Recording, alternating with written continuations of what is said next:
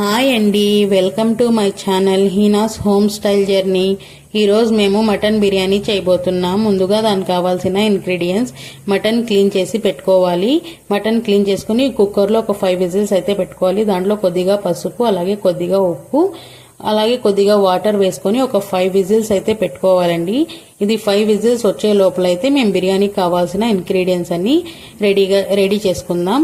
ముందుగా ఆనియన్స్, అలాగే కొత్తిమీర, పుదీనా, టమోటా, దాంతోపాటు గరం మసాలా, బిర్యానీ మసాలా, కర్డ్, బిర్యానీ స్పైసెస్, కారం, ధనియాల పొడి, అల్లం వెల్లుల్లి పేస్ట్, ఒక నిమ్మకాయ, అలాగే 4 to 5 పచ్చిమిర్చి వేసుకోవాలి.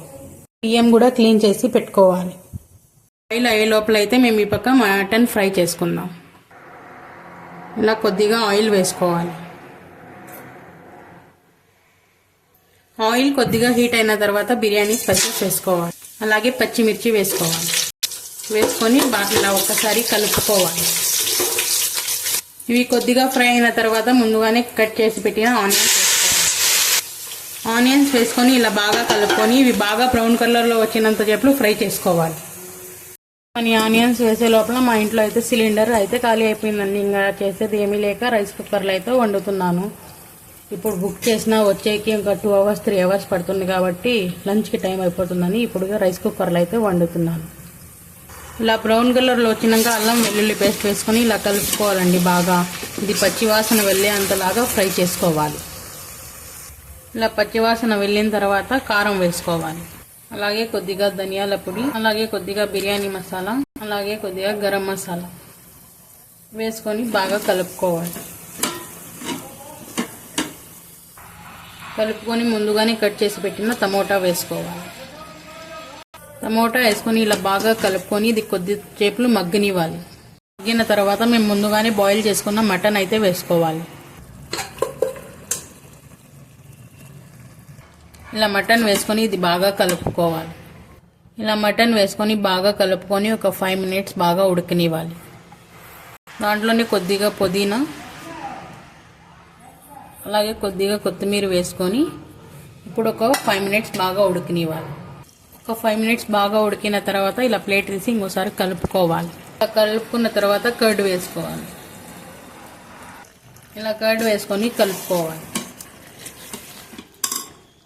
ఇలా కలుపుకొని కర్డ్ వేసుకొని దాంట్లో నిమ్మకాయ పిండుకోవాలి. నిమ్మకాయ పిండిన తర్వాత ఒక 10 minutes బాగా ఉడకనివ్వాలి. ఇలా బాగా ఉడికిన తర్వాత మేము ముందుగానే క్లీన్ చేసి పెట్టుకున్న రైస్ అయితే వేసుకోవాలి. రైస్ వేసుకొని బాగా కలుపుకోవాలి.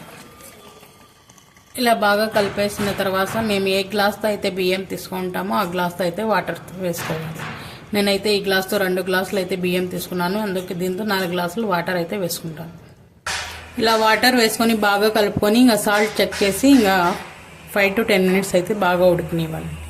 ఇంకా ప్లేట్ వేసేసి ఒక 10 minutes అయితే బాగా ఉడకనివ్వాలి. మధ్యలో అయితే ఒకసారి మూత తీసి అయితే కలుపుకోవాలండి. చూసారు కదా, రైస్ అయితే అయ్యేకి వచ్చేసింది.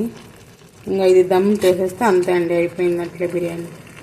ఇది ఒక 5 minutes దమ్ అయ్యేలోగా మేమైతే దీని కాంబినేషన్గా చింతకాయ చట్నీ, పెరుగు పచ్చడి అయితే చేసుకుందాం. అది రెడీ అయ్యే లోపల నేనైతే పెరుగు పచ్చడి, చింతకాయ చట్నీ అయితే చేసేసానండి. ఈరోజు అయితే రైస్ కుక్కర్లో అయితే బిర్యానీ అయిపోయిందండి. చాలా మంది దీనికి పలావ్ అంటారు, కానీ మేమైతే బిర్యానీ అని అంటామండి.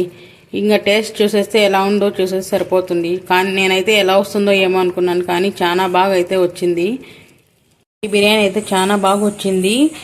మీకు నచ్చినట్లయితే లైక్ చేసి సబ్స్క్రైబ్ చేయండి.